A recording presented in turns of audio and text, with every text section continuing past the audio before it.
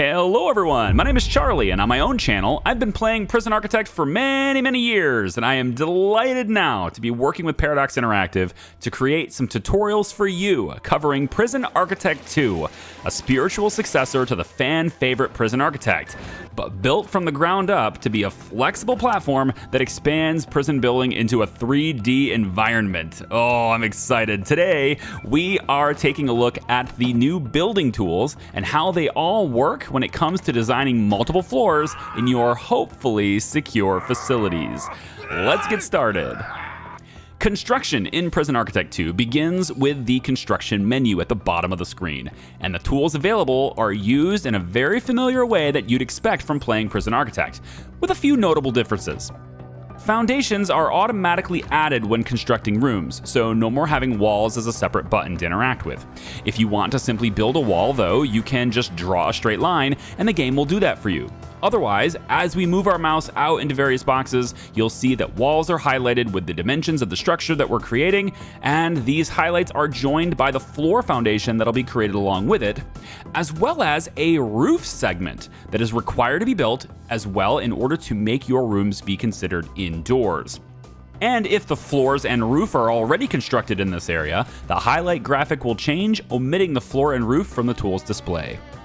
Now, since we are in 3D now and have verticality as an option when planning our prison, the building construction tool can also be used above the rooms we've already built.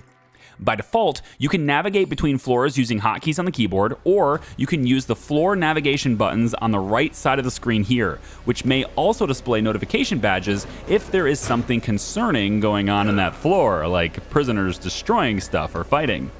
If you're building a fresh building design and you know you want 2 floors already, you can also make things a little easier by just viewing the above ground floor and then toggle the floor lock on construction with the middle mouse button. Then you can start constructing on the ground. The tool will first draw on the ground and then immediately make the second floor available to you if you are building on top of the existing construction design. Middle mouse button again to toggle the floor lock on construction if you want. But remember, to build above the ground floor, your workforce must be able to reach it, and that means stairs. But it also means that the roof of the ground floor has to be getting built as well, so that they have a floor to stand on when they're making the second. Roof segments take a lot of time from your workers, so don't expect large construction projects to be fast unless you hire more people to help out. In some instances, you may not want to have interior stairs made, like in the case of building above a dangerous cell block, or perhaps the route that workers need to take to get over there is just too long to make that construction go at the pace that you'd like. So for that, you can utilize above ground walkways. Simply add stairs in a more convenient place outside, and then construct a walkway over to the building segment that you'd like to build. You can also use this idea to allow prisoners to move between buildings without having to go to the ground floor, or to create something of a multi-floor activity area for your prisoners, like a yard on the ground next to a second floor basketball court, like this. We'll touch more on rooms and objects in the next video. And obviously, to make the interiors of these rooms accessible, you're going to need doorways. In the Doors and Windows tab, you'll start out with a limited set of options for doors, including regular wooden doors, single and double width jail doors, and fence gates. All of these doors can be configured to require keys in order for people to pass through them, but the jail doors are the only ones which have that setting turned on by default.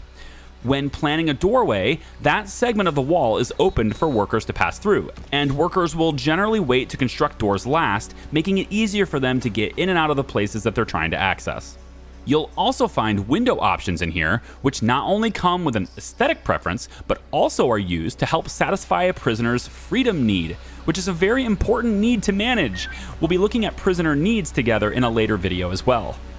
Another cool design tool that may get overlooked, but can offer some really cool interiors as well as a nifty effect for you, is the Gap tool, located right under the Walkway tool. While the walkway is great for letting people walk above the ground and still see what's below them, it only works outdoors, since the conditions for it to function aren't often found indoors. But we can change that with the Gap tool. This tool will allow you to remove entire sections of flooring from the above ground floor, allowing those on the second floor to now see the floor below. This can also allow you to have those really tall ceilings in a room, if you want that for some reason. This can be a great way to build a sort of catwalk for your guards, or to just style it so that prisoners can banter back and forth between floors like you sometimes see in the movies. This isn't just for looks, because your guards do have a conical vision of the floor below them and can respond to events that happen below as well. They can even shoot down from the high ground, which is precisely how the conceptual guard tower exists now. Rather than as a placed object, we now use the walkways and this tool to create our own guard towers strategically and in whatever capacity and size that we want. Use high ground and walkways and station your snipers up top. Lastly, but definitely not least, let's take a look at a crucial part of smooth prison design: utilities. Yep, power and water. Now, back in the construction menu and inside the utility tab this time, you'll see the familiar power station and water pump station. These provide power and water to your prison and will scale to a pretty large size facility before needing another. After placing them anywhere you wish, you'll then need to run electrical cables and pipes from them out to the various objects that require what they offer. When something requires power but doesn't have it, you'll see this power symbol appear above the object, and it will not be functional until the power is provided. The same thing is true with objects requiring water, except it's this symbol here instead. Now, electrical cables act just like they did in the original Prison Architect, hooking up objects to power within an area of effect. But unlike the original game, in Prison Architect 2, water pipes act the same way. No longer do you need to run pipes to tag up on individual items. Instead, pipes offer water in an area around them as well, with large pipes being able to run a very long distance and cover a much wider range than small pipes, which have a significantly reduced range this time and offer water to a very narrow area around them. Another difference is that only the large pipes are available to the player initially, with small pipes being locked behind the water delivery unlock in the second tier of the infrastructure research. In a way, small pipes in this game are treated as a security upgrade, as prisoners can still crawl through large pipes if they reach them for a significant speed boost to their tunneling efforts, but they cannot do that in small pipes. Also note that prisoners will still need to tunnel all the way to the large pipe to reach it for that speed bonus, even if the large pipe is close enough to provide their toilet with water. There's one more thing though. Because we have verticality in this game, vertical cables and pipes are here. In order to get power to the upper floors, you don't need to put a new utility system. Instead, you can tap into the setup that you already have on the ground by connecting a vertical cable or pipe to your existing setup. Now, on the upper floor, you can then continue to spread your grid just as you did before, with the vertical pipe as your upper floor's connection point. And of course, if you ever need to remove a power cable or pipe, the same Remove Pipes and Cables button is here where we remove all utilities. But in Prison Architect 2, you can simply right-click drag with the pipe or electrical tool selected, and it will mark only that type of utility to tear down. So now if you're like me and you like to stack pipes and cables on top of each other, that's how you remove only one of them without tearing down both setups. Later on, you'll also have access to a fuse box, which acts very similarly to switches in the previous game, allowing you to turn power on and off in given areas to give you a bit more control over your power flow in your prison.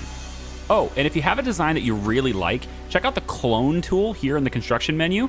You can highlight an entire area that you like the design of and copy over the items and the utilities to another area if you like. Building is a pretty basic topic on Prison Architect, and it only gets slightly more complicated in Prison Architect 2. But with the addition of a variety of options in the administration menu, research can be applied in the all-new Bureaucracy tab to speed up construction projects, reduce the cost of materials, and to expand on what you can use to build with, such as adding glass windows or constructing perimeter walls, hedges, painted doors, or just unlocking the ability to expand the land that you have to work with.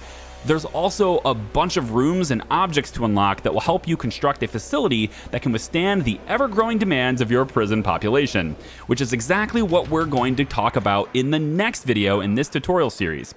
So make sure you get subscribed here to the Paradox channel so that you don't miss upcoming videos on this flexible and exciting new chapter to Prison Architect. Thank you so much for watching. I'm Charlie. We'll see you in the next video. Bye-bye.